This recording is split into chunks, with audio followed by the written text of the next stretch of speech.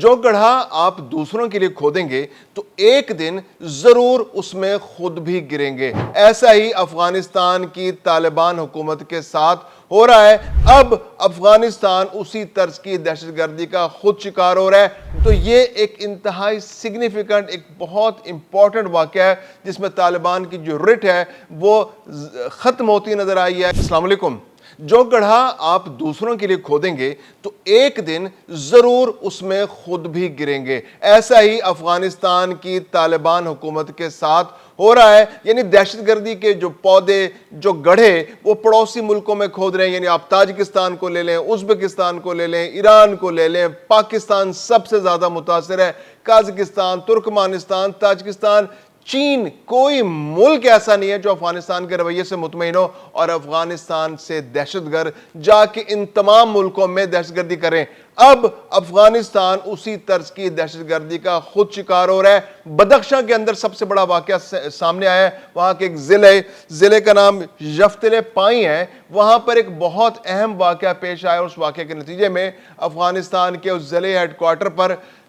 مسلح افراد نے حملہ کیا۔ تقریباً 20 سے 25 افراد تھے جنہوں نے پورے شہر کے اندر ایک دفعہ سنسنی پیدا کر دی۔ وہاں پر انہوں نے طالبان کو ٹارگٹ کیا، ان کے ضلعی ہیڈ کوارٹر کو ٹارگٹ کیا، ان کے سرکاری ملازمین کو ٹارگٹ کیا، ان کی لوکل پولیس کو ٹارگٹ کیا، وہاں پر دفاتر پر قبضے کیے، پولیس ہیڈ کوارٹر پر قبضہ کیا، تمام طالبان سے ہتھیار چھین لیے، ہتھیار چھین کے ان کو بٹھا دیا، ایک جگہ ان کو بٹھائے رکھا، کتنی دیر ان کو یرغمال بنائے رکھا، طالبان کا جھنڈا اتار کر نیچے اتار دیا اور اس کی جگہ دوسرا جھنڈا لہرا دیا۔ یہ بہت سمبولک امپورٹنس ہے اس بات کی، اور یہ ایک گروپ جو ایک نیا گروپ سامنے آیا ہے طالبان کے مقابلے میں، اور یہ ہے ہوم لیس سولجرز، یعنی ایسے سولجرز، سپاہیان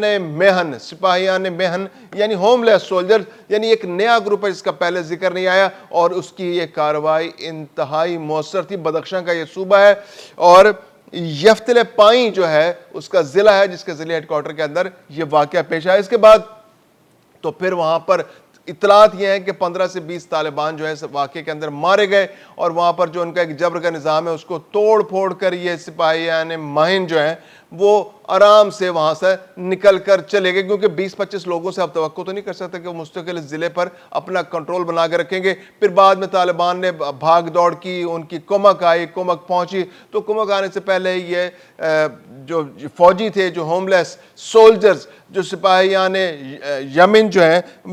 سپاہیان مہن یہاں سے روانہ ہو چکے تھے اپنے علاقوں کی جانب، اپنے سیف ہاؤسز ان پر وہ پہنچ چکے تھے۔ تو یہ ایک انتہائی سگنیفیکنٹ، ایک بہت امپورٹنٹ واقعہ ہے جس میں طالبان کی جو رٹ ہے وہ ختم ہوتی نظر آئی ہے۔ اس کے بعد تو پھر بھاگم دوڑ مچ گئی۔ اس کے بعد تو پھر وہاں کے جو ان کے آرمی چیف ہے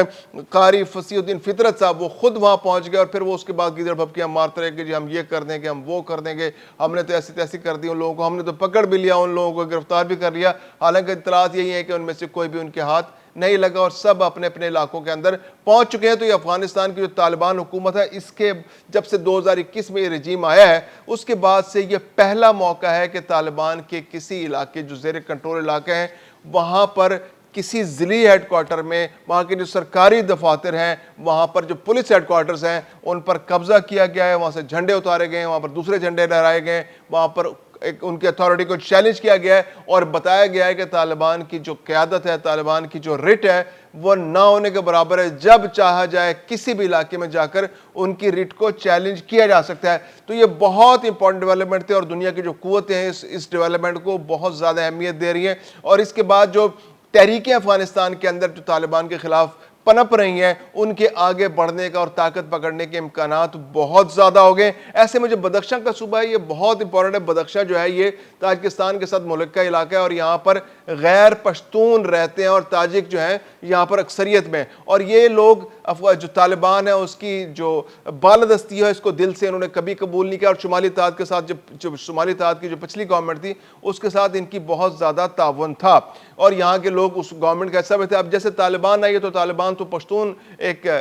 گروپ ہے، اور پریڈومیننٹلی، اور اس کے اندر پشتون جو ہے اکثریت میں ہے۔ اب جیسے کہ پشتونوں کی حکومت وہاں پر قائم ہوگی، کچھ تاجک ازبک بھی اس کے اندر شامل تھے، لیکن آہستہ آہستہ ان کی چھانٹی کر کے نکال دیا گیا ہے۔ جیسے جمعہ خان فاتح ایک بہت بڑا کمانڈر جو بدخشاں کے علاقے کا ہے، اس کو وہاں سے نکال باہر کیا گیا۔ پہلے اس کا جو بدخشاں کے علاقے میں اس کا ایک اپنا اثر و رسوخ تھا، کہا جاتا تھا کہ تقریباً 10,000 لوگ اس کی کمانڈ کے نیچے کام کرتے ہیں، اس کے زیر اثر ہیں، اور اس کے ایک اشارے پر لڑنے مارنے پر تیار ہو جاتے ہیں۔ تو طالبان نے پہلے تو جو ازبک اور تاجک لوگ تھے تو طالبان کے اندر موجود تھے، ان کو ایک ایک کر کے طالبان سے نکال باہر کیا۔ پھر یہ جمعہ خان فاتح چونکہ بہت اہم کمانڈر تھے تو ان کو بدخشاں سے نکال کر زابل کا نائب گورنر بنا دیا گیا تاکہ بدخشاں کے اندر ان کا کنٹرول کم ہو سکے، لیکن اس کے باوجود بدخشاں میں اس کے لوگ جو موجود ہیں ان کے ساتھ ان کا رابطہ جمعہ خان فاتح کا، اور اطلاعات یہی ہے کہ جمعہ خان فاتح جو ہے وہ طالبان سے شدید ناراض ہے اور وہ اپنے گروپ کو ایکٹیو کر رہا ہے اور وہ طالبان کے مقابلے میں آ چکا ہے۔ طالبان اگرچہ ڈینائی کر رہے ہیں، وہ جو قاری فطرت اللہ صاحب ہیں، فصیح الدین فطرت صاحب، وہ تو اس کو ڈینائی کر رہے ہیں، وہ کہتے ہیں نہیں جی ہمارا تو بڑا امپورٹنٹ کمانڈر ہے، وہ ہمارے ساتھ رابطے میں، اور ہم جب چاہیں طالبان کے ساتھ اس کو مل کر لڑنا ہے، وہ جب چاہے گا لڑے گا ہمارے ساتھ، ہمارے کندھے سے کندھا ملا کر کھڑا ہے وہ۔ حالانکہ ایکچولی ایسی صورتحال نہیں ہے، اور وہاں پر جو جمعہ خان فاتح کا گروپ ہے وہ بالکل علیحدہ ہوتا نظر آ رہا ہے، اور جو وہاں پر تحریکیں ہیں جیسے یہ سپاہین میہن جو ہے نئی تحریک ابھر کر سامنے آئی ہے، مختلف ناموں سے، مختلف جو وہاں پر گوریلا وارفیئر ہے وہاں پر شروع ہو چکی ہے۔ اس سے پہلے بھی کابل میں شدید ترین حملے ہوئے تھے جس کے اندر بہت زیادہ جانی نقصان ہوا تھا، اور یہ جانی نقصان جو ہے 15 سے 20 طالبان کا مارا جانا، اس کو کسی طرح سے نظر انداز نہیں کیا جا سکتا۔ اور اس سارے معاملے میں جو جمعہ خان فاتح ہے اس کو ایک پولیٹیکل گین ملا ہے، اور پولیٹیکل گین ایسے ملا ہے کہ بدخشاں کا علاقہ جو ہے طالبان پر اس کا کنٹرول کمزور سے کمزور ہوتا چلا جا رہا ہے۔ جب طالبان 1994 میں بھی آئے تھے یہاں پر افغانستان میں ان کا کنٹرول بنا تھا اور 2001 تک ان کا کنٹرول رہا تھا، تو جب بھی وہ علاقے جب فارسی بولی جاتی تھی، یا پنجشیر کا علاقہ تھا، یا بدخشاں کا علاقہ تھا، یا ایسے دوسرے جو مزار شریف کے علاقے تھے، تو یہاں پر ان کا کنٹرول اتنا مضبوط نہیں تھا، کیونکہ جو فارسی بولنے والے جو ازبک اور تاجک لوگ ہیں وہ ان کو اس طرح سے ان کی بالادستی کو تسلیم نہیں کرتے تھے۔ تو اب انہی علاقوں میں اب جیسے جو احمد شاہ مسعود کے بیٹے احمد مسعود ہیں ان کا گروپ کافی مضبوط ہو چکا ہے، اس کے علاوہ وہ جو سابق آرمی چیف ہے ان کا گروپ وہاں پر مضبوط ہو چکا ہے، اور وہاں پر جو صالح خان کا گروپ ہے وہ کافی مضبوط ہو چکا ہے، اور ہر ایک کے ساتھ ساتھ اپنے اپنے ان کے جو جنگجو بھی موجود ہیں، کسی کی گروپ میں 2000 سے 5000 جنگجو موجود ہیں، کسی کے پاس 5000 موجود ہیں، اور سب سے بڑا گروپ جو ہے وہ جمعہ خان فاتح کا ہے جو 10,000 افراد پر مشتمل ہے، اور یہ طالبان کی حکومت کو چیلنج کرنے کے لیے تیار بیٹھے ہیں۔ تو ایسے میں یہ جو انسیڈنٹ ہے، جو بدخشاں کا انسیڈنٹ ہے، یہ ایک آپ یوں کہیے کہ فائر الارم ہے طالبان کے لیے کہ ان کے رجیم اب خطرے میں ہے۔ وہاں پر یہ ٹریگر ہو چکا ہے معاملہ، کابل کے حادثات بھی، کابل کے واقعات کے بعد یہ والا واقعہ یہ بہت بڑا ہے، اور ایک پورے ضلع ہیڈ کوارٹر پر رٹ بنا لینا یہ ایک بہت امپورٹنٹ ڈیولپمنٹ ہے، اور اس کے بعد آنے والے دنوں میں کابل کے لیے مشکلات میں اضافہ ہوتا دکھائی دے رہا ہے۔